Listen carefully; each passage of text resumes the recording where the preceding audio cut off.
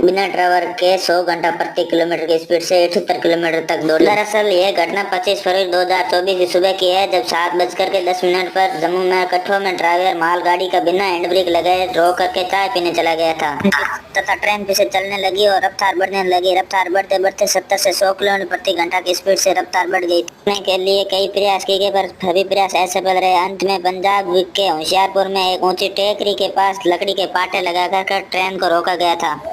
आप हमें कमेंट करके बताएं इसके पीछे क्या कारण हो सकता है। वीडियो को लाइक और शेयर करके हमारे यूट्यूब चैनल को सब्सक्राइब जरूर कीजिएगा।